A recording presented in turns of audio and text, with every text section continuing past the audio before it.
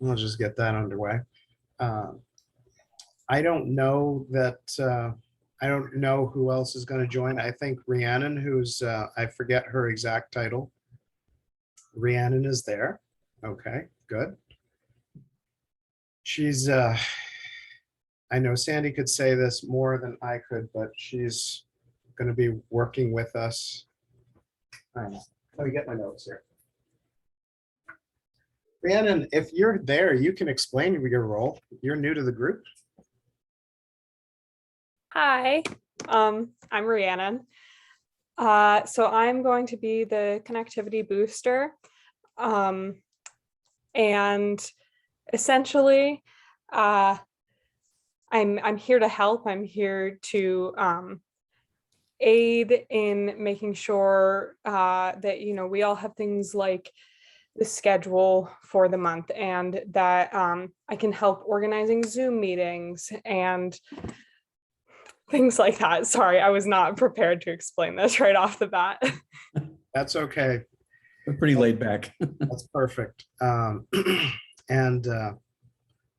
okay, Sandy's having trouble with the audio, but incidentally, Rhiannon, have you talked to your father about how he feels about broadband in Winter Harbor? I have not, but he was the one that made this opportunity. He pointed this opportunity out to me, so I Good. feel like probably he feels good about it. I had a very interesting discussion with him after our last board meeting, so fun. Okay, and looks like Bob has joined us.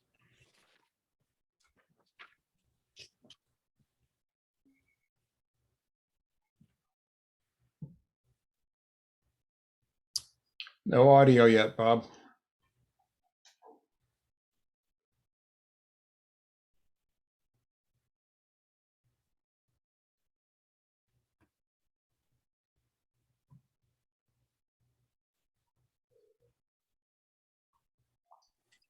How about now? I can No, hear you. it's good. Okay, great. I'm having some issues. I'm not getting any email and on my iPhone, which is very unusual. Something happened. I haven't gotten any emails since Sunday, and that's not true. Okay, I didn't see that we had a specific agenda today, Uh-huh. so I don't know if anybody has any real burning issues they'd like to talk about, but you have a guest here. We have Danny Sullivan, who has graciously made time today just to touch base with us about Down East Broadband Utility.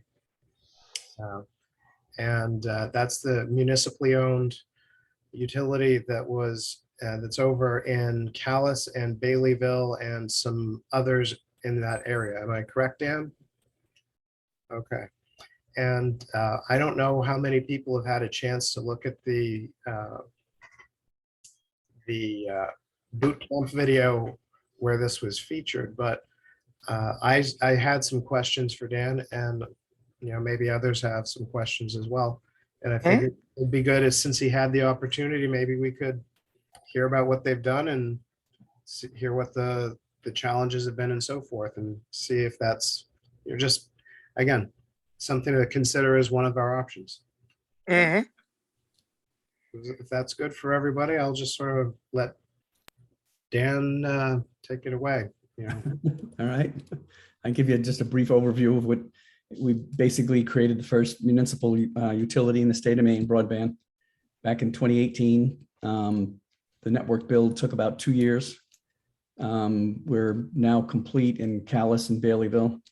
Alexander signed on about 1.5 years ago. We just got the final pole licensing. That was one of my notes I had for you. That has been a nightmare for us.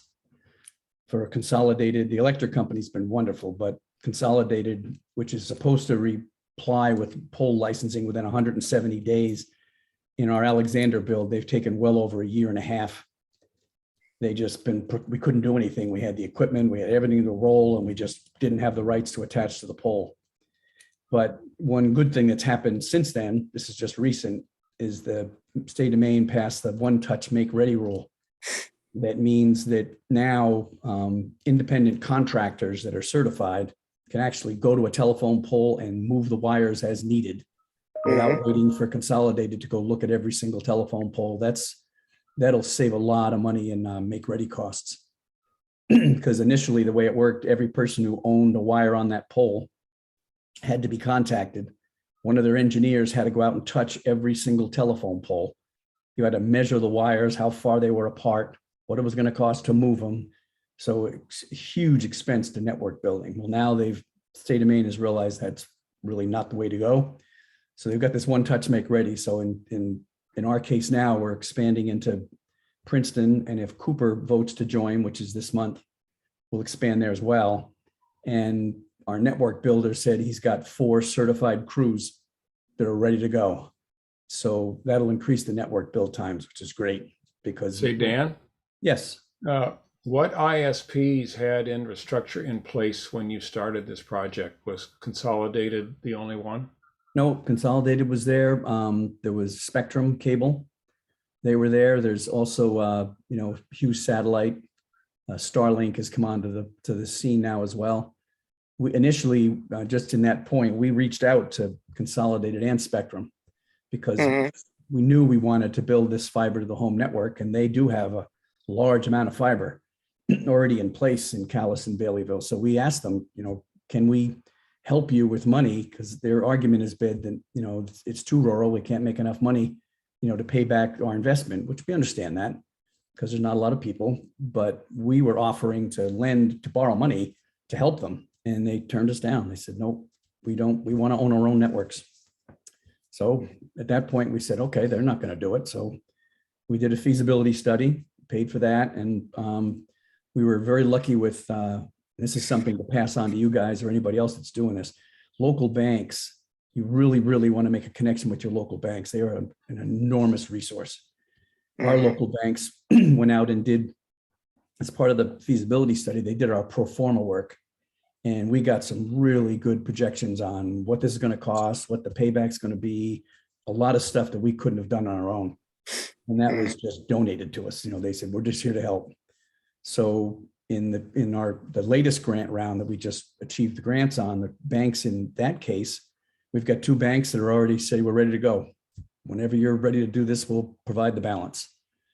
So it's all kind of coming around, and the fact that there's so much federal funds out now with the RDOF funds and other federal funds, it's going to be a little easier for these towns than it was for Calais and Baileyville. Calais and Baileyville, the towns secured the entire note. There was no grants. There was no free money anywhere. And we're not, which is too bad. We talk about this at every board meeting, that why can't we go in now and apply for some help to mitigate some of this stuff? But it doesn't look like existing networks can actually apply for it. So we're moving on to other areas. So anyway, we're now, like I said, Calais and Baileyville are complete. Alexander, we're going to start to build now. That'll go very quickly. Indian Township, they are about 90% ready. So we're going to start building there very shortly. And then the construction crews will move on to Princeton. And if Cooper votes to join, then they'll move into Cooper. Are you guys online yet? Oh yeah. We've got a little over 500 customers. The sign up rate's been good. We were hit by COVID, so that, we were operational in 2020, but that did impact, people getting to people's home. You know how it all goes. That's kind of ironed out now. So we're in the process of we have a Zoom meeting here with the board here this week. Then we're gonna start doing some community outreach stuff. We've done a lot of this anyway. We did that long before we got the vote from the citizens to go ahead and do this. But what we're seeing is, because we're a predominantly elderly population here, we do see some that are, they're very reticent to change. They're paying a lot of money to Spectrum to get what they've got, but they understand what they've got. So they don't want to change it. They know they go to channel 38 for the Patriots or whatever it is they want. So we're having these community outreach sessions that are going to then educate people a little better on exactly what streaming services are. And we're going to have the providers there to actually sign people up. Another piece that a lot of people may know about but don't understand is the emergency connectivity program that's in place right now, that certain income groups, and the income threshold is fairly high, can get for the next couple of years anyway, $30 a month off of their internet bill. Right, okay. So that's a plus that we're going to be promoting, because in our cases, a 100 by 100 connection on our network is $59. So $60. So people can now get it for 30. Well, That's a- just so you know, Spectrum just announced 200 megabit Yep. access. So for downstream. Yeah, Yeah, it's only 10 or 12 up, but I've Yeah. tested, it's about 230 down for me. That's the hook. That's the thing that you really, really need to pay attention to. I've been in IT for over 40 years, and I can tell you nowadays, one of the more important things is upstream. Yeah. Everybody thinks down, but it's that upstream, because everybody's communicating with cloud computing. If you're going to start doing telehealth, doing education, all that stuff needs vast amounts of upstream. And the cable systems are copper. They're not capable of doing that. That's Well, why- did you confirm? Because I've confirmed that for the town of Winter Harbor, at least 70% of it is wired, and it's hybrid fiber cable. Okay, HFC. And then with DOCSIS 4.0 coming online probably at the end of the year, there's really, in terms of fiber, because fiber, you will get the symmetrical Right. ups and downstream, but the same thing will happen with DOCSIS 4.0. No, what the cable companies have done, if you look at a cable company's maps, and I've seen them, they have massive amounts of fiber all over the state of Maine, all over the country. Sure. But Yep. they don't want to spend the money to do that last chunk to the consumer. They're dropping it with copper. And in copper, no matter, even the DOCSIS 4.0 coming in, cannot push symmetry across a copper line. They need to finish that last piece of fiber, and they're unwilling to do it. Bob, can we back up for just a second? I want about the process that was followed. Yep. How close were the votes in the town, in the various towns? In Oh, in terms of Callis and Baileyville, agreeing they were unanimous. We had no dissent at all in Callis and Baileyville. No In dissent. Alexander, there was 67 for and 10 against. In Alexander, Indian Township was 100%. So that implies you did a pretty good job of educating the populace in advance. Yes, yep. And we had Spectrum in particular dropped next day air envelopes on our city managers and select people almost on a weekly basis, trying to sway them. And one of the arguments around it was the network we built it's called an open access dark fiber network, means that there's multiple ISPs on it, which means there's competition, which means companies have to vie for your business. In a cable system and consolidated, they set the prices and there's no competition. If you want that system, you're going to pay what they charge you for it. And in the model that we put together, which we think is one of the more compelling things that people went with, is the fact that it's community owned. And when you buy internet from an ISP and you pay $60 a month, a portion of that comes back to DBU that pays the loans, maintains the network, does the maintenance. When these notes for these towns are paid off, that's a continuing revenue stream. That money will continue to come back to these towns. When you write a check to Spectrum or Consolidated, 100% of it goes out and none of it comes back. What is the payback time? But we're looking at 20 years, but that's what the pro formas come up with. But my take is that it's going to be quicker than that, because we see a lot of enthusiasm. The issue is, like I mentioned earlier, is the education piece. But once we educate them and bring them over, they don't go back. We haven't lost any customers. The only customers we've lost is somebody that's moved. But we haven't had anybody that said this service is terrible, we don't want it. I had a question, Dan, regarding the cost of maintenance. I've heard about hybrid community owned, that part of the cost is maintenance and who is actually responsible for that. So the contracts that you've made, is it with maintenance to be done outside, or is that a community burden as well? The way it works is DBU we're a nonprofit, and if there's an issue with maintenance, which we haven't had any yet, well, I guess we had 2 incidents, but we have an outside contractor that goes and we pay them out of the revenue stream coming into DBU to fix the problem. Since we've been operating, we've had 2 incidents. One driver took down a telephone pole when he hit it with his car. We had to fix that. And then unfortunately, one of our board members actually took down a fiber line with his backhoe. We haven't let him forget that one, but we've got them back up relatively quickly. And another piece to that too, that I think is part of the education piece, is in fiber, there's no electronic field in there. There's no electricity going down through that pipe. It's light. So in the case of power outages, if you've got a generator and you're sitting at home, your fiber connection to the internet's going to keep working. Whereas if you're on Consolidated or you're on Spectrum and the power goes down, you're not working, because their systems, their cabinets, Consolidated in particular, as a cost saving, didn't put any battery backups or any power generations in their COs that are scattered across the land. So when the power goes out, I've got a generator at my home in Cooper and I have DSL. As soon as the power goes out, the whole house comes up, everything's wonderful, and the internet's down.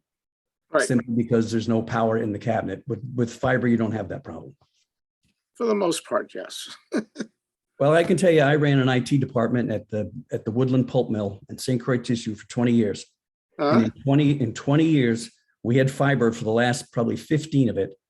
And we went down once in 15 years with a 24/7 operation because somebody went into the CO cabinet and disconnected us and connected another line. Mm. So it's very stable. No, there's no question about fiber being stable. No, as a matter of fact, do you have about fiber? Do you have any SLAs?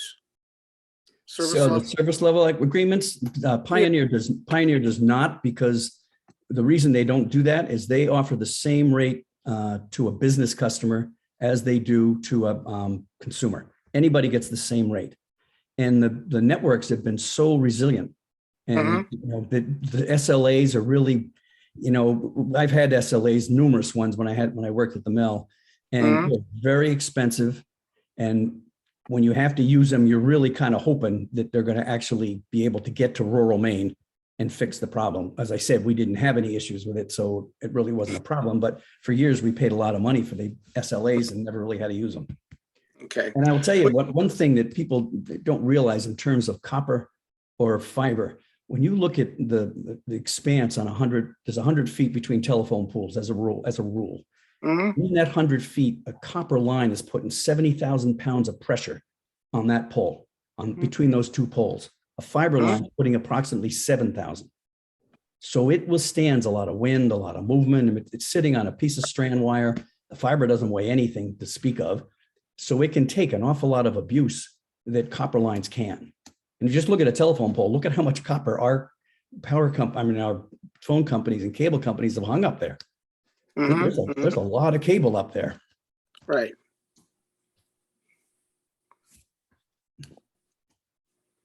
Hello. Did I answer your question there? Yeah, I'm Bob. Yeah, I mean, I've been in the industry, I don't know, God, decades. And you and I I know are the both, feeling. Yep.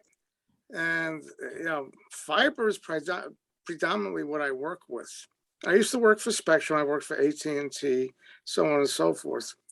I guess Maine is unique. Question: How has headcount affected you? I mean, do you have to provide headcount for this endeavor? Do you mean take rate? Well, you know, you have this. I guess you formed this group. Who's spearheading it? Are they salaried or what? Or Oh no, the Down East Broadband Utility, the board that I'm on, we're all volunteers. This is a volunteer board. We're not paid. We hired a network operator. So right now we have 1 employee. He has a couple that work underneath him, but we have a network operator that takes care of all the operations. So he takes care of the phone call to maintenance if they need it. If an ISP says we need to hook up somebody on Swan Street, he has somebody who goes to our CO cabinets and makes the connection between the 2. So we don't have a large workforce. And when you said headcount, you're thinking of employees, I guess, right?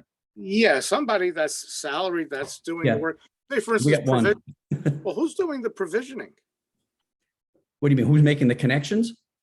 Yeah. the way it works is that in Calais and Baileyville, we have 2 CO cabinets in each town. Mhm. One town is the connections to all the homes across the whole town. All the fiber connections come into that building. Into Mhm. that building, there's an underground connection over to a second building, which is Mhm. where we lease rack space to the ISPs. The ISPs, when they get a customer, they go over to their side of the building. They make a connection, and our network operator makes the connection on the DBU side. Okay. Now with the okay, so that's the provisioning on it. Where do you attach? You attach to, there's a demarc to the customer's house, the residential home, or what? Yes, the way that the ISP does it right now is they will pay for the first 1,500 feet from the telephone pole to your house. Anything after 1,500 feet, they have to negotiate with the contractor. The consumer picks up the difference after that. But Mhm. as far as when you become a customer on the network, it's $59.95 to start. There's no equipment costs. There's no taxes. There's no Mhm. setup fees. There's nothing. If you're up past 1,500 feet, yes. But other than that, you just start Yeah. paying $60 a month. Mhm. Okay. It's been very reasonable for, once people understand the idea of streaming, and, if you add a Hulu account to it, you're basically doing the same, if not more, than having a cable connection. And our Right. cable bills around here, we're averaging $175, $200 a month. Mhm. So No, I people are understand. like, they can't afford it. It's too expensive. Either I put gas in my Ford or cable, so something's got to go. All Yeah, right. No, absolutely. I get that. I get that. All right. And I had another question, Dan, with regards to the outreach. Rhiannon's here and she'll be helping a little bit with that. Were there some particular things that were very helpful in getting the community on board beforehand? Yeah, I had a conversation a number of years back, and I never forgot this conversation. At the time, he was the IT director for Bar Harbor, and he was trying to do this. And the voters in Bar Harbor, I think they've changed their mind now, but they voted it down fast. And I said to him, I said, "What happened?" And he said, "I lost control of the message." He goes, "We thought of the idea, we came up with the initial costs, and it got flooded out on social media. And before I could explain what it was we were doing, people thought we were wasting taxpayer money.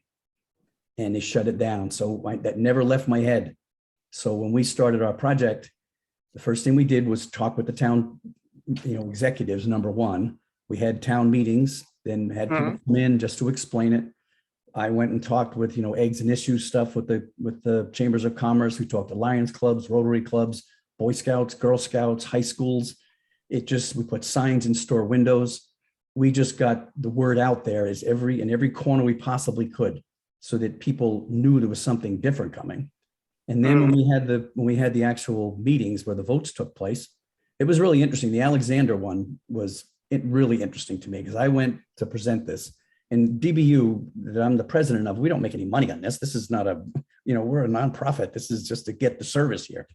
Well, when we went to the Alexander meeting, the very first thing that happened is an older gentleman, he just jumped right up and he was ripping into me left and right about how you weren't going to take his tax dollars, and his cell phone was all he ever needed, and his granddaughter could do it. It was just terrible. So then this younger person got up and did the same thing. And I think, oh my gosh, this is crazy. So the network engineer was with me. He leaned over and said, "If I get one more person here, I'm out of here, Daniel. We're not doing this." So we calmed it down a little bit, and I explained the financial model and how it's paid back by subscribers. It's not paid back by the taxpayers. The people who want the service pay for it. Well, the guy that started it, he turned to me and said, "Well, why in the hell didn't you say that in the first place?" And he was one of the first people that was at the town voting, and he was the one that went around and collected all the votes for us.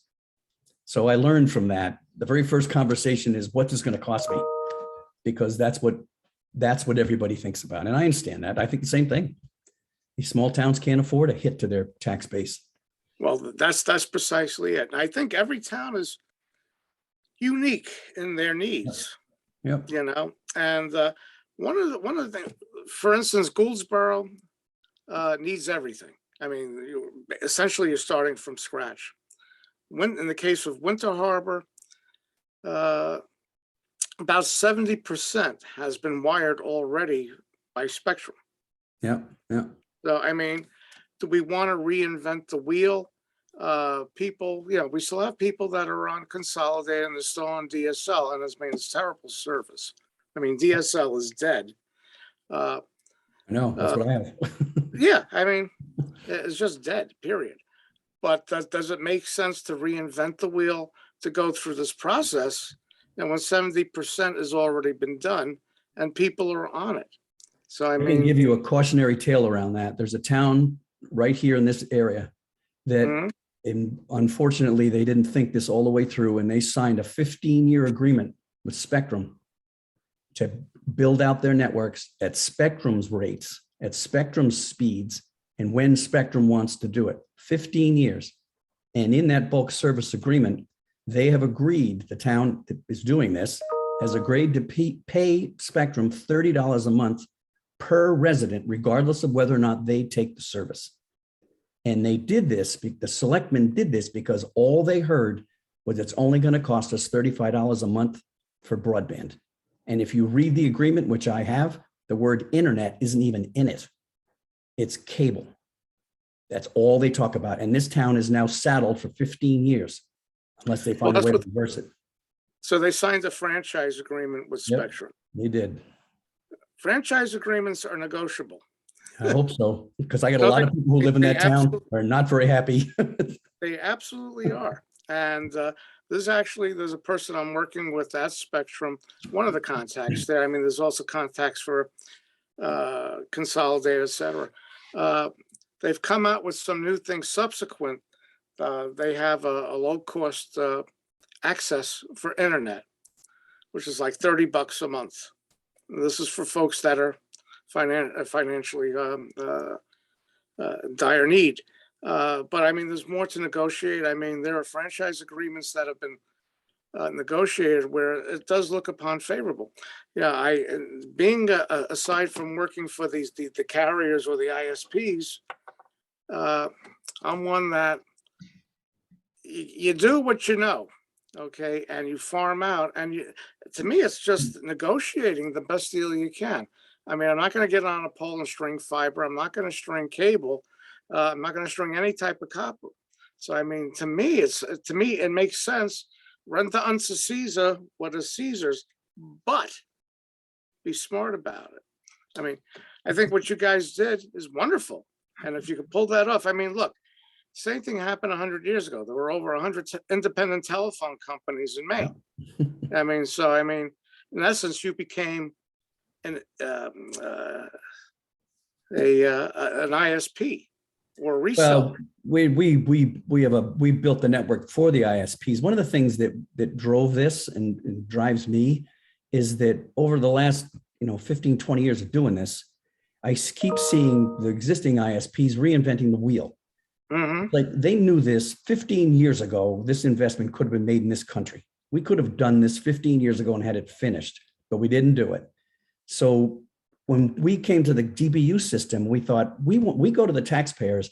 We don't want to come back to them in 10 years and say, we got to do this again, because that's one of the things that really upsets your citizens is that we thought this was fixed and now we got to go fix it again. So when we designed this network, it's considered what they call a home run network, meaning every single person who wants to be on the network gets a dedicated fiber connection.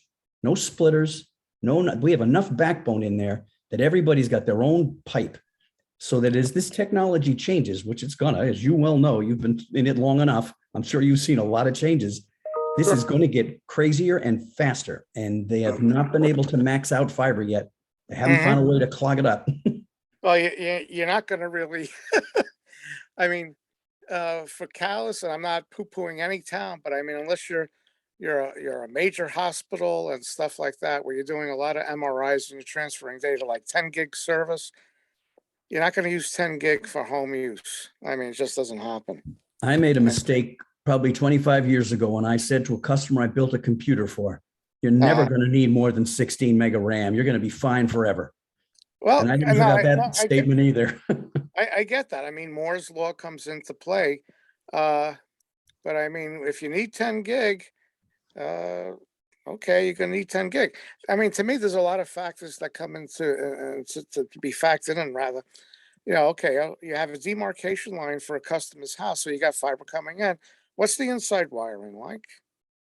It's a matter of, they put an ONT unit on the outside of the house, they drill a hole and they send the cable in. There's a little box that hooks up to your router. Okay, so but there is a difference going from fiber to cable to the router. Well, fiber goes directly to your router.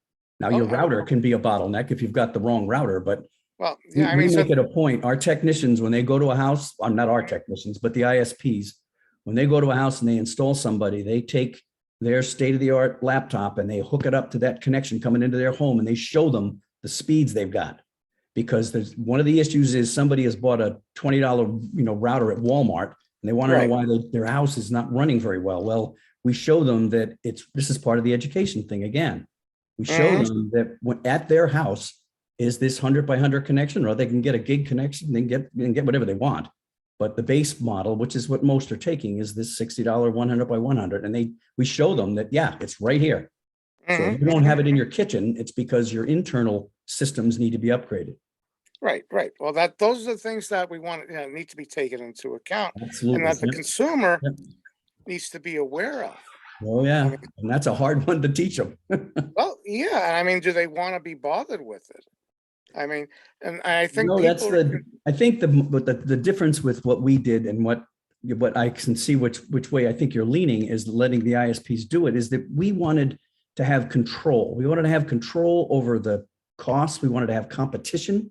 There's no Mhm. competition with the other ones. We wanted to treat this like America, where competition is one of our backbones of how we work. sure, Yep. And these cable companies and the phone companies have had no competition for years.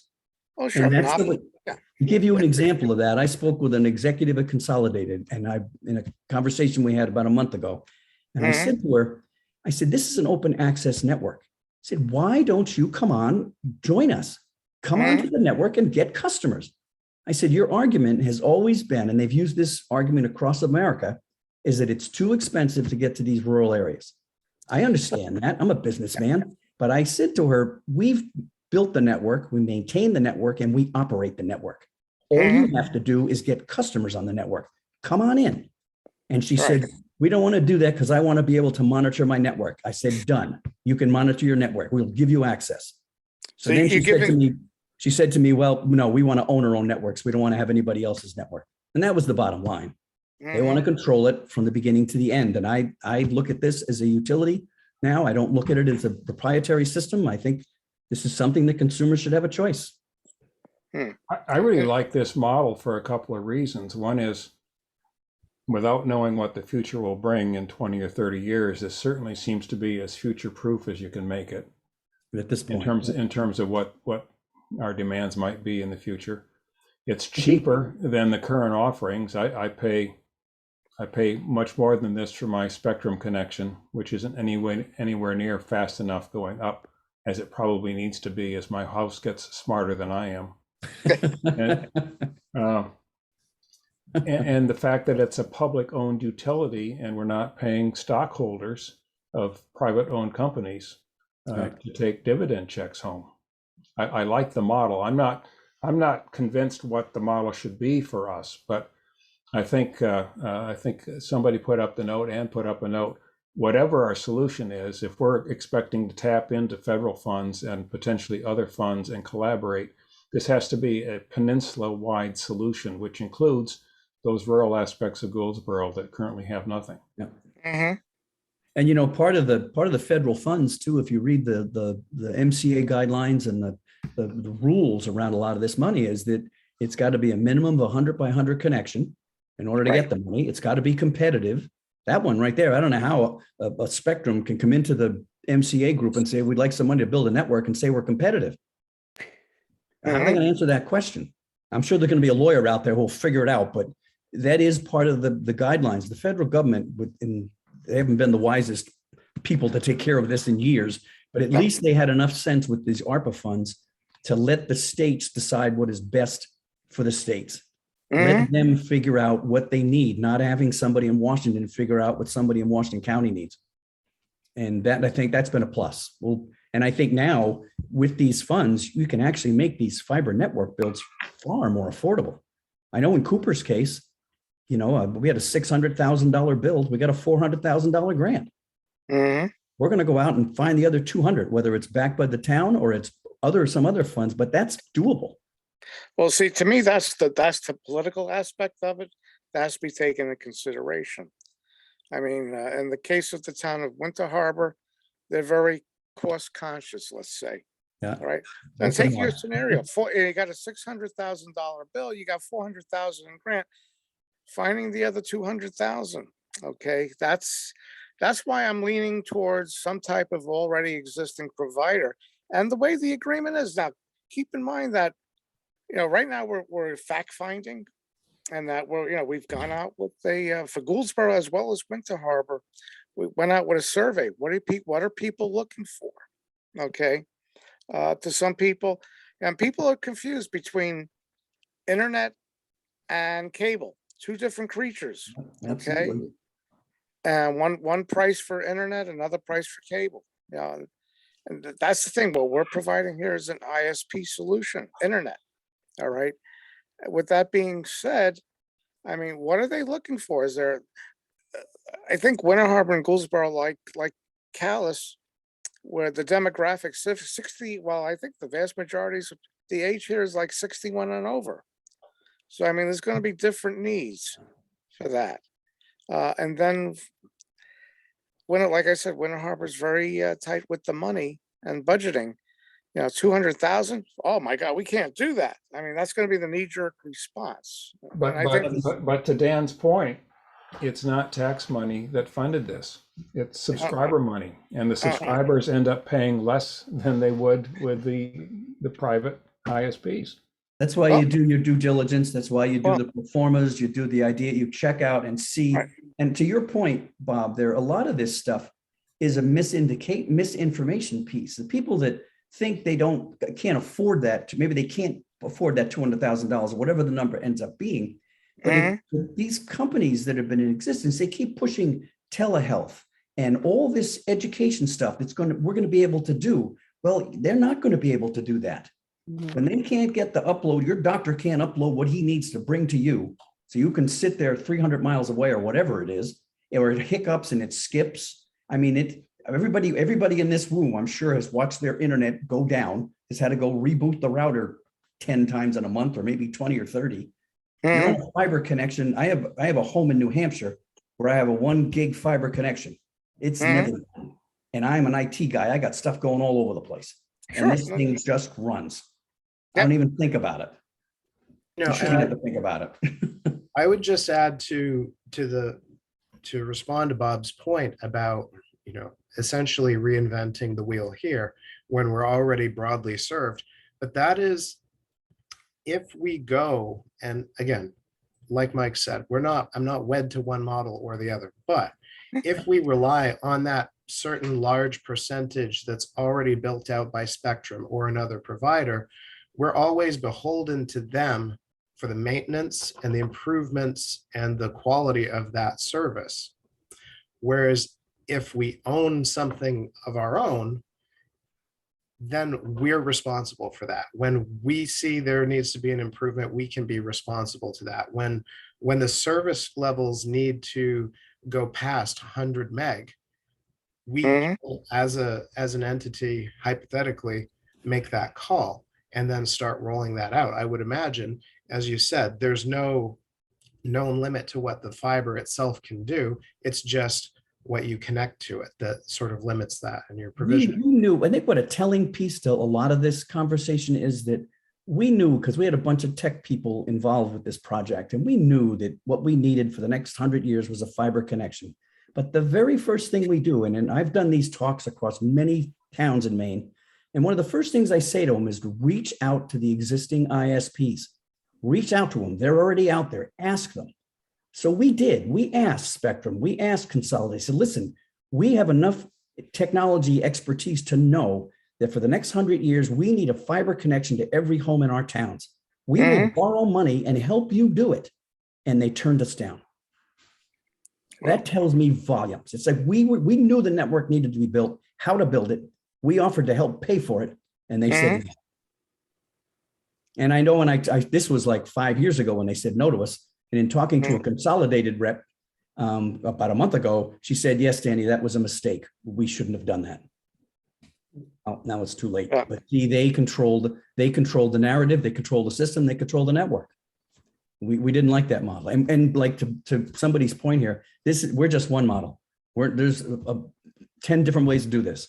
And it's Oh, up to absolutely. the individual towns to pick what works best for them. We just Yep. pick what works for us. And we're seeing, I've probably got 5 other towns right now that are Mhm. trying to find ways that they can get through the middle mile piece to be able to connect to DBU. When we put together the grant for Cooper, which is we're in the middle, we're not near Three Ring Binder. We made sure we put enough backbone in that existing towns that aren't even thinking about anything, well, they're thinking about it, but haven't gone anywhere yet, can now get, we've put middle mile in. That's what the MCA should be doing all across this state, is building that middle mile. So little towns that aren't sitting on Route 1 can actually get to fiber and build these kind of networks. But again, we're just one model. I'm very, you can tell I'm passionate about the one we got, but I wouldn't try to Oh, sure. convince anybody to do something they didn't want to do. Well, yeah, I mean, if it works for you, hey, more power to you, you know, if it works. But then I think I probably want to have some other discussions with you on Sure. this. So something to keep in mind, but I'll reach out to you. Yeah, that'd be great. I'll reach out to you. Again, yeah, like we said earlier, each town is unique in its requirements and what needs to be done. Gouldsboro is, looking at the routes and everything in the towns, it's geographically dispersed. Winter Harbor and Scudic itself, Cirque, I mean, it's pretty much compact. I mean, if you're going to expand the network in Winter Harbor, we're not talking a lot. All right. And to me, getting the maps is key. Gouldsboro is a challenge. Gouldsboro is going to be a challenge because you have routes along Route 1, 186, 195. So I mean, there are, and the towns are not close. You're talking some mileage between the towns. There's your middle mile stuff. Yeah, yeah. So I mean, everybody's got a telephone pole.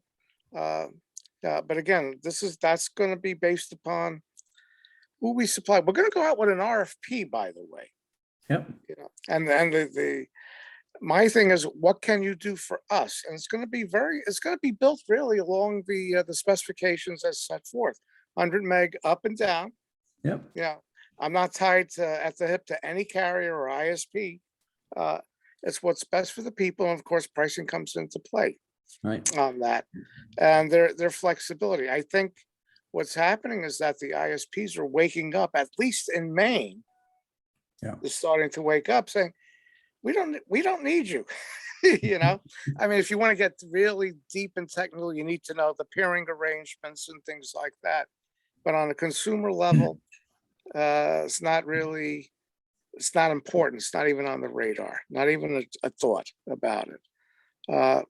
So I mean, there's things, a lot of factors to consider. Where we are in this stage of the game, we've put out a survey to be included with the planning boards to going out to the public. Yeah. What do you guys need? What do you have now? Any intentions in the future? What are you looking for to do? And we bring up the telemedicine, we bring up homeschooling, things like that. So this is what we're crawling here. We're starting at base 1. Well, the important thing is you've got a group that's working on it. Yeah, we have a broadband group.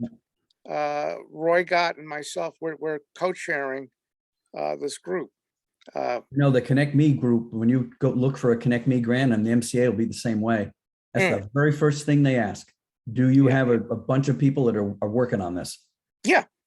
And take an email from one guy just saying, I want to have this. That's not going to work.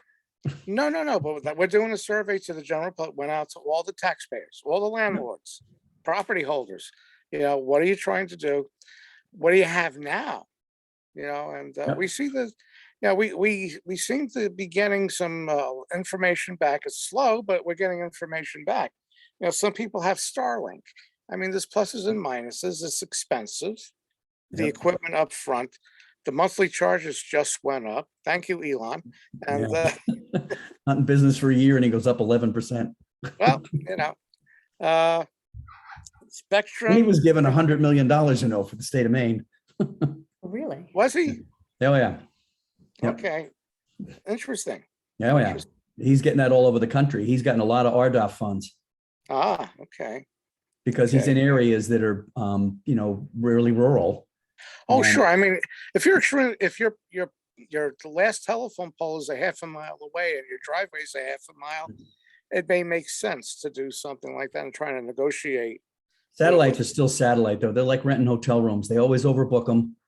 And Yep. eventually they're going to be too slow. They're not going to be able to handle what they need. They have to pump another 10,000 satellites up in the air. Oh, absolutely, And then absolutely. You're technology will change and you can't get a ladder big enough to go up there and change it. So limited. Oh, yeah, no, Ju- satellite. Just backing up on the survey question, obviously, we're still in this early data gathering phase. Mhm. I'm always concerned that the people that we are doing this for are underrepresented in the response panel. That the folks who will, in the long run, benefit from having fiber to the house, even the future owners of some of these homes, are not represented by a survey that isn't answered by the folks that are up there in the woods that really don't know what they are missing. Mhm. And I wonder how we're going to factor that in as we look at the survey results.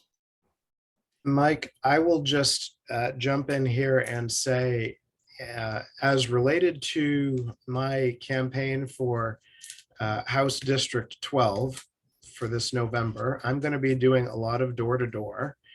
And I'm going to try to bring a survey or at least a discussion about broadband and the importance of filling out the survey with me as I go along.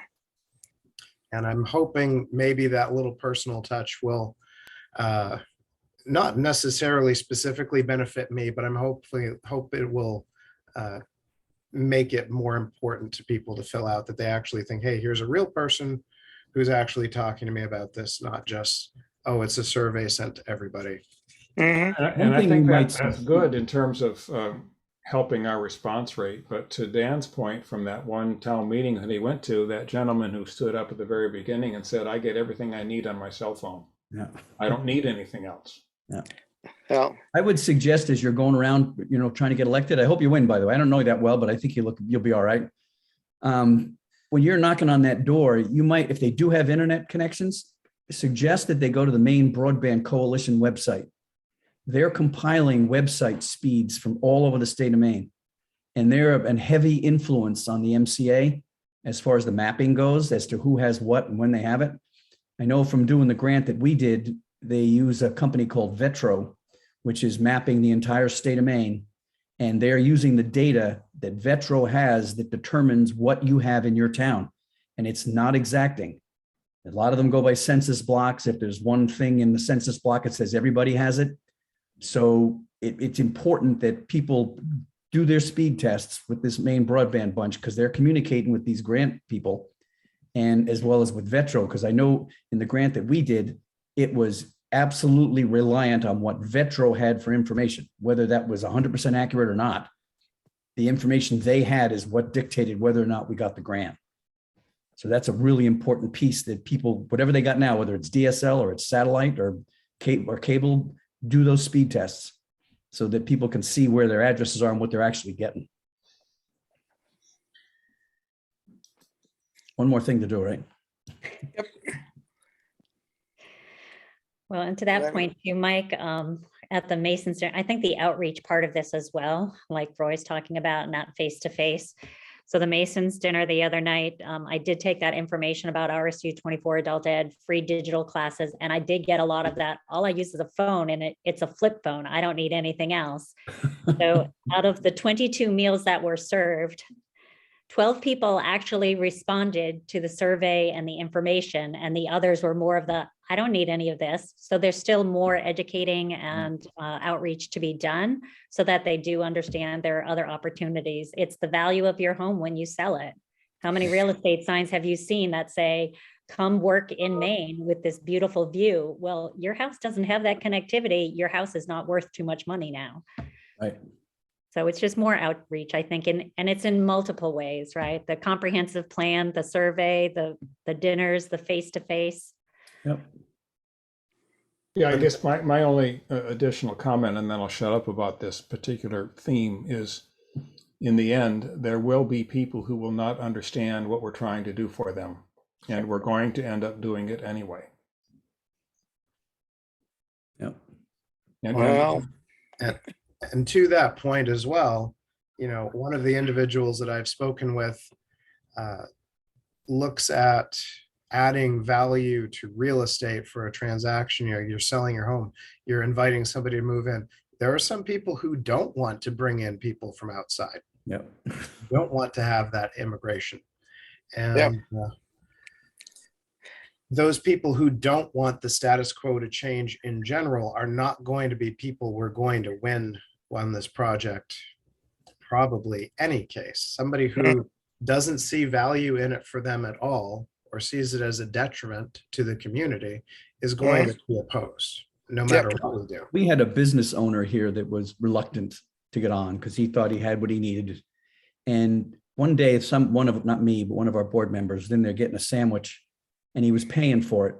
And the owner said, it's going to take a couple seconds, before that goes through, because it was on a DSL connection. Took about 30, 40 seconds for it to happen. We talked to this guy and said, why don't you just try it for a month? If you don't like it, you don't have to keep, it's not a contract here. Just do it for a month. It's going to cost you $60. That guy is now one of our best advertising out there. He says, my customers come in, they swipe that card and it's done. And I'm on to the next customer. oh, sure. So it's Sure. just experience it. I know when I got into this 10, 12 years ago, I worked with a group in Vermont that started this in southeastern Vermont, and they built 1 mile. They had 3 investors, 750 grand. They built 1 mile of fiber, and they had the neighbors talk to neighbors, show them what they had and how it worked and what it did. So somebody, your uncle, your brother, your next door neighbor, somebody you trust, shows you something, and you're educated in that sense.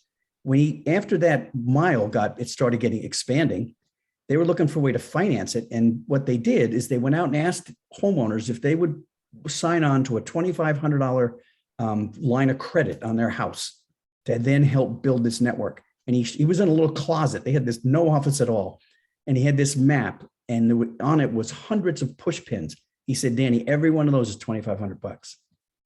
So what they did is they actually got the word out. They got people to understand by having neighbors telling neighbors, fathers telling sons, sons telling fathers, that kind of stuff. That's powerful.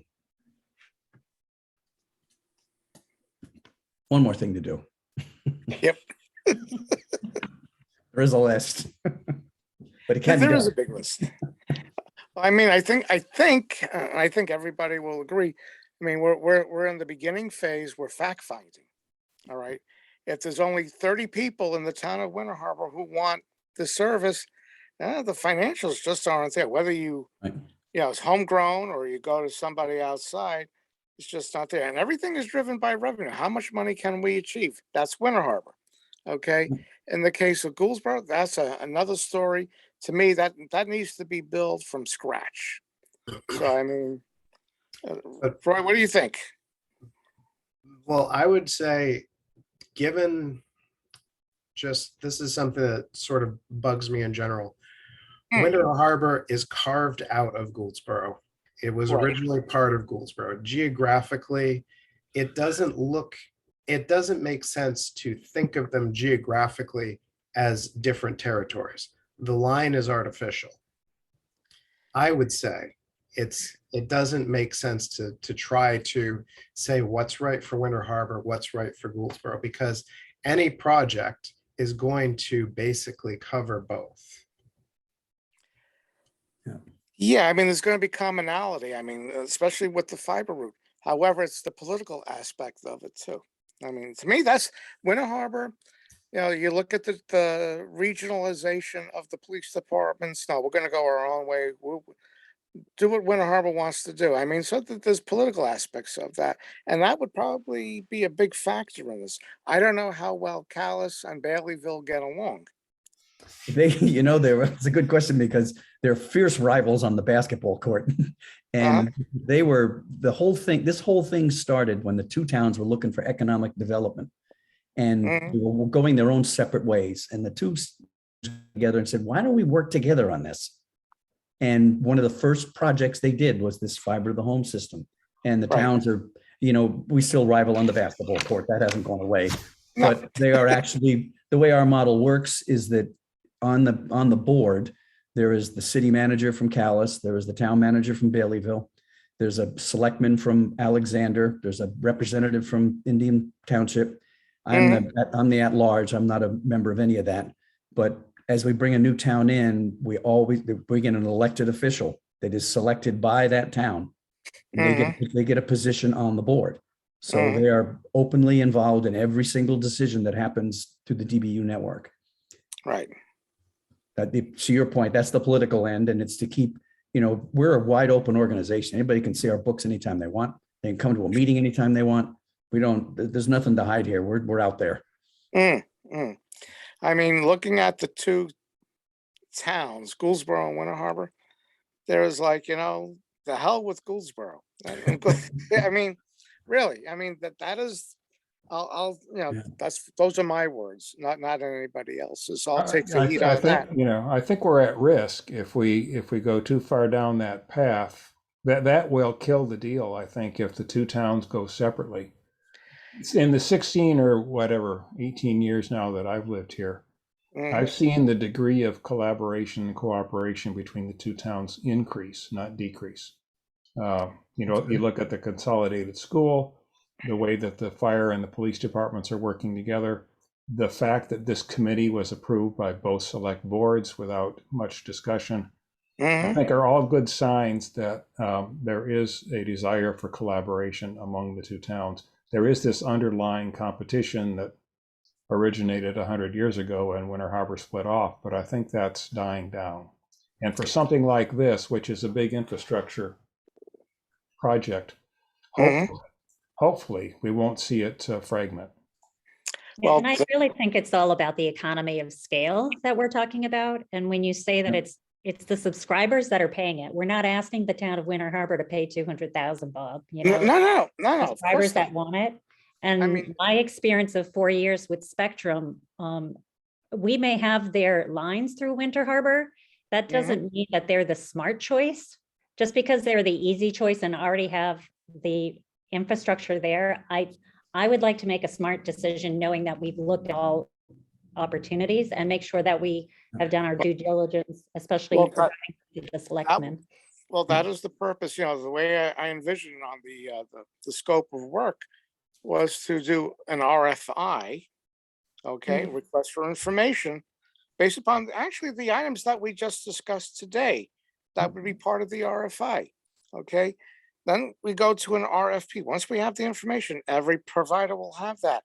And we'll do a judgment call based upon their response. And it'll of course be in writing. Everything is negotiable.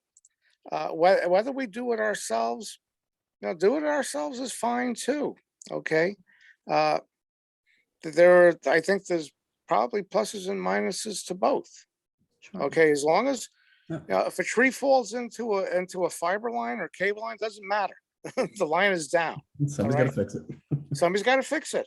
Yep. And who's going to fix it? What's the response time? See, those are the things that I worry about. There's a mean time to repair. You call in a trouble ticket. Hey, my fiber line is down. And of course, I'm using a cell phone because I can't use my VoIP because the line is down. But those are the things to consider. I mean, who's going to repair emergency response? Okay. Certain instances, the police and fire department cannot be down. Okay. I mean, they need communications to the residents. So those are the factors that I go by. You also have instances with burglar alarms. Those are special assembly units. Okay. You need, for businesses that have a burglar fire alarm, those are factors that come into play as well. So, I mean, there's an awful lot of thought that needs to go into this. So that's why, Dan, we're going to loop you into this here. It's quite all right. I've had many, think about to your points. Right now, your fire departments, your police departments are existing with this infrastructure they've got, Right. right? Which is basically by and large, not a very good one, not as robust as it should be. And No. another point to this that I think is equally important is the mobile side of it is not something we need to get rid of. It's something we need to enhance. Oh, Well, absolutely. the Absolutely. mobile Matter of fact, piece, Winter Harbor, every cell tower in this country connects to fiber somewhere. Yep. So if fiber were ubiquitous in this state or in this country, you wouldn't have to have 100, 200-foot cell towers anymore. You could put an antenna on every third telephone pole, sure. right? You could be sitting, this signal could be everywhere in this state if you Yep. had fiber everywhere in this state. That's just another piece to the mobile, to the, the fire departments and the police departments that need to communicate. If that were in place, they could communicate. I mean, there were other challenges too. There's topographic challenges and things like that. Yeah, that's But Maine. I get that. In the case of Winter Harbor, because this is what I'm focusing on, we're talking about putting in additional cell towers because you're lucky if you get one bar. Okay. So, I mean, it's terrible. The closest one is what? Birch Harbor. That's the closest cell tower along this one, I think, in Gouldsboro, a couple in Gouldsboro, but Winter Harbor proper, there's really no cell coverage to speak of unless you're using Wi-Fi, and because it's a data call, So there's a lot of challenges here, a lot of challenges, technology-wise. So I mean, before moving up, I mean, I have one of my old buddies who's been here like 25 years. What do you have for telecom up here? And I guess I'm spoiled by being from New York and the Northeast PA. I mean, what, you don't have 500 meg? Jeez, what's wrong with you people? But Well, you brought that New York accent with you. oh, I did. And I was told I got to lose that, but I'm I had a Jersey one, but I tried to lose mine. trying to lose. Yeah. I mean, we moved to Pennsylvania, but I mean, 15 years there didn't take away the accent. So, but hey, we're doing it. So, I mean, yeah, we're getting there. We're getting there. So let me go to low power. Actually, I'm going to lose you guys very soon. My computer does not have a camera on it, and nor will it ever have a camera on it. So, just my cell phone. So, unfortunately, I'm losing power. Let me change that. But I think this needs to be continued. Do we have an agreement on that? Yeah, we'll, as I have with other So- towns, we'd certainly, if you're interested at all, we would share our interlocal agreement, the legal work that we did, the articles of incorporation, how this all works. I mean, this is, we've shared this with other towns to have them Are understand you? this model, as part of your process, sending out the RFPs, which I think makes sense. My first thing Yeah. you need, I think, really to do is to just get some kind of a feel of what your potential take rates are going to be. What's the pulse of the towns about being able to, I think Bob mentioned this, to be able to really want it. Mm-hmm. Or was that Mike that said that? There was, figure out if this is something that they think they need. Right. Well, when we get our data from the surveys, that'll be very helpful. But if you go to any Spectrum, well, anybody that I know that's on Spectrum right now, and you offer them better service for $30 less per month, they're going to jump on it. Yeah. Sure. If we were to have a model like Dan's. Yeah. Well, this is something that we're not tied in. I mean, hey, if anything, Dan, are you people going to be, when I say you people, you folks going to be tied to Washington County, or maybe you want to expand or something? I've had requests from as far away as Texas. But as far as we're going relatively slowly with DBU, because like I said, we're just a volunteer bunch, and we've taken towns right around us. And we're trying to build the take rates up with the education piece I mentioned. I would say, yes, we will. I would say once we've got our towns a little further more involved, and we've got the education piece a little better. Yeah, there's a lot of pressure from other towns all across Maine. And we could connect just through Three Ring Binder to any place in the state. It doesn't have to be contiguous to us. You just have to pay the per mile fiber charge to get down to wherever the town is. But yeah, to answer your question, I think in the future, yes, but not in the immediate future. Right. Right. I have about a million more questions for you, but You can send me an email if you'd like. I'll certainly respond. okay, very good. Actually, you know what? I got confused a little bit because I know another Dan Sullivan in Uh-oh. Surrey. So it was like, Dan? Yeah, There's a lot of us he's out there. I guess so. Very common name. Yep. But no, that's good. It's good. Learned a lot. I think, go ahead, Sandy. I was just gonna check in with folks. We've been running an hour. I can only stay for about another 15 minutes and wanted to be sure we're mindful of Dan's time as well. I'm not sure how much. Oh, he sure. allows. Sure. I guess we can probably end it to be continued, as they say. Yeah, if there's any questions, anybody certainly, I know Roy's got my email address. You certainly could share it. Mhm. Sounds good. Sounds good. I did have Right. something that, absolutely, Dan, we can touch base in the future, and I look forward to seeing whatever documentation you could provide. That would be great. Yep, Um, yeah. And then I just wanted to run some draft idea of the survey by people, just to see if that was something that would work for them, what tweaks they might envision, so. Hmm. So, Okay. but definitely, Dan, thank you for joining us today. Yep, you're welcome. It's really appreciate that, Dan. Wish you Thank guys you. good luck. Keep Very in All touch. helpful, Dan. Thank you, Dan. Yep, we'll talk to you later. All right. And So I would- guess, again, Yeah, I just have to try and find it on this computer, which shouldn't be hard to do in a perfect world. So the document I've created, I've made it a little bit more broad because, of course, what I'm doing is, of course, I'm going to be going door to door from Hancock to Steuben.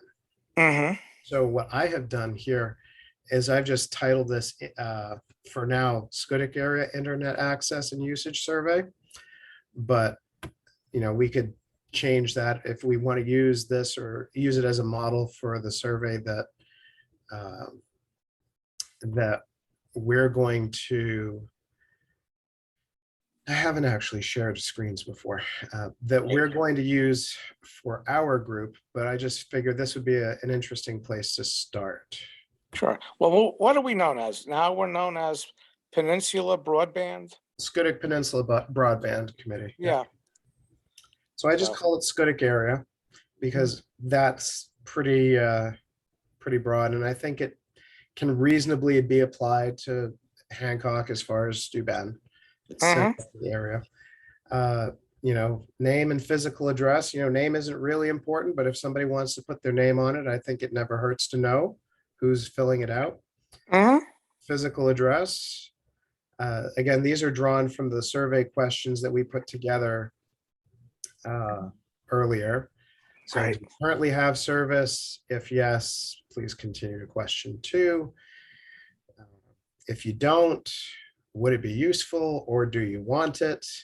And then if they say no, there's really not much point to them looking at the rest of the survey at that point, especially if we're trying to, do education as well. If they're just outright don't want it, I'm not going to try and sell it to them. no, no, no. And then, You may be met with a shotgun. and I'm sure there are plenty of shotguns out in these communities too. Oh, yeah. What types of service do we have? I did include dial-up because there is an outside possibility that somebody might still be on dial-up around here.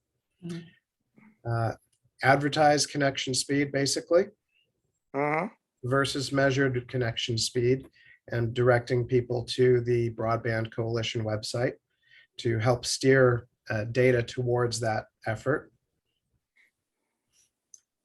What do they use the service for? And this is not paginated as it's supposed to be in the final, but we've got those web browsing, email, social media streaming, work from home, mhm, ring surveillance, smart home, home office, business, telehealth.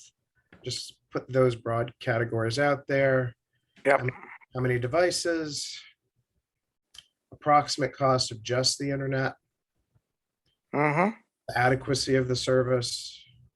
right. If you don't have internet service but want it, or if you feel it's inadequate, what's your primary obstacle? Mm-hmm. And then this is more germane to the topic we had today, just to throw it out there and get the idea into people's minds that yes, there are ISPs out there. Yes, there are different levels of service that they offer, but hypothetically, if we could do a homegrown internet service provider that Mm-hmm. would be at least as cost effective, at least as good a service, and not raise taxes, Mm. would that be something they would support for these communities? And I think it's important because that'll give us some sort of foundational information about how likely the communities might be to support that sort of a thing. The further questions down, there's nothing there to look at. That's just for making the table. Okay. So that's what I've put together. I don't know if people have thoughts for other questions or ways they'd like to see this done differently. But this is something that you could use as a template for the survey that we want to send out. Just throwing that out there. Well, I think the surveys have actually been completed, as far as like, formulated and put into paper by the planning boards for Gouldsboro as well as Winter Harbor. I'm not talking about the comp planning surveys because Okay. we were going to do our own survey separate from that because we were really limited in Gouldsboro, at least, on what questions we could ask. Mhm. And mentioned this earlier, we were going to, with the grant funds, do a mailing to the communities as well. Mhm. Yeah, I think this is more comprehensive, Roy. I really like that it has all the details. And even though there was a difference with the comprehensive planning, right? So I think it's important to get that out. And I love the last question, just trying to get a pulse for where people stand is super important.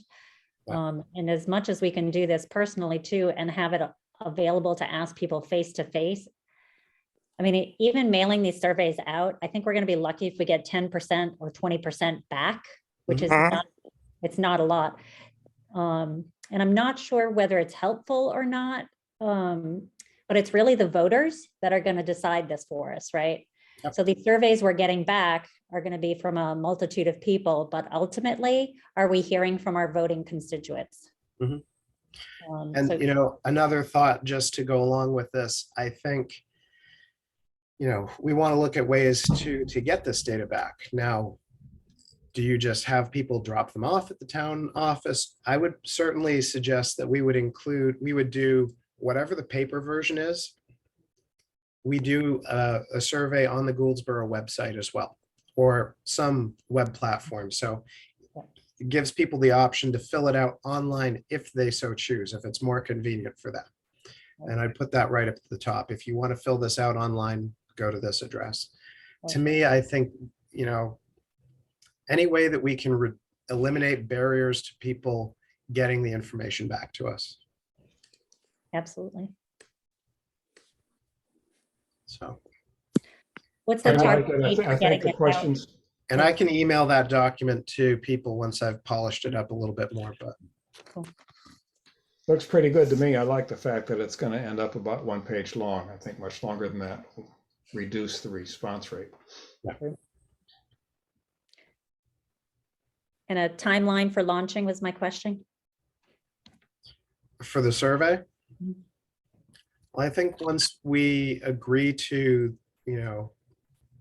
the wording and so forth, I don't know about the website, how long that would take to do, but I don't think it would be crazy difficult to set up.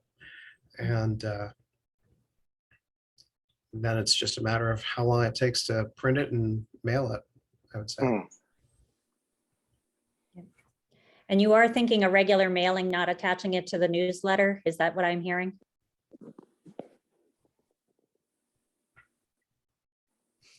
That's looks like what Anne was thinking. Yeah. I think it has some legitimacy as well when you're using, not that we want to just spend money for the sake of spending money, but to say, here's an actual mailing from the Scoodic Peninsula Broadband Committee to everybody, rather than just tagging along. As much as I'm all for free stuff, Yep. because I am cheap. But I get it. So is there an opportunity, though, at that same time to provide any other education portion with this survey? Or is it just the survey that's going out? Like, what's a cover letter or introduction, other ways for them to learn? I don't see why we couldn't include an informational sheet, so long as we can keep the survey concise. Yeah. Maybe we want to sort of give background on why we're asking the questions, all a broad sort of, maybe not 10,000 feet overview of why we're asking what we're asking, but just something that Yep. lets people understand why it's important. So 2 sheets as opposed to 1 is not going to up the cost very much, if at Well, all. even if it's just an introductory paragraph at the top, it's not necessarily that it needs to be 2-sided or 2 sheets, because it is some cost. I mean, you're still talking $1,000.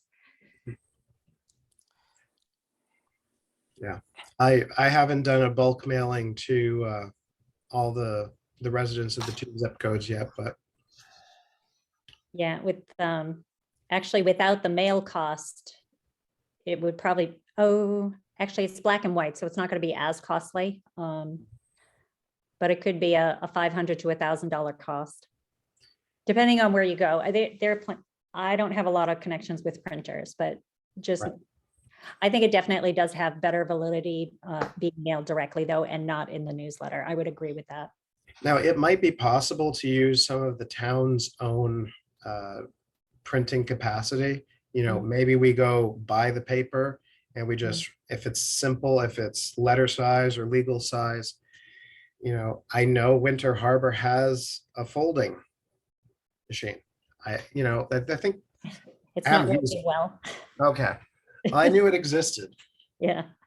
I couldn't speak to that, but again, maybe that's something we get together, have a party and just fold things.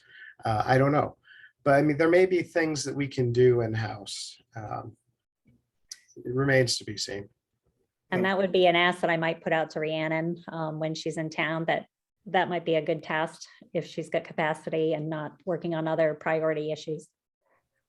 Totally. And I know things like my younger sister is currently a high school student. They have their, community service requirements. And so she's constantly working, folding and stuffing envelopes for something. So I know that there is free labor out there. Before school gets out though, right? So, Cool. well, I'll send that document over email, and then we'll just see what comments come back. And if anybody wants to embellish it, we can do that. And then we can work on the website and Great. see about getting that together. Well, let me ask you a question. Have we gotten any feedback from the residents? Anything back? You mean positive or negative about the process? Yeah, about the just the survey questions. Have we gotten any feedback yet? And that would be a good question for you. Have you seen comp plans coming back, trickling in? I haven't seen anything. And how about you? Ann says Gouldsboro's still receiving surveys. And how many do you think we got so far? Data has not been compiled. Okay. So surveys are coming in, they're coming back, but nothing's been compiled. Okay.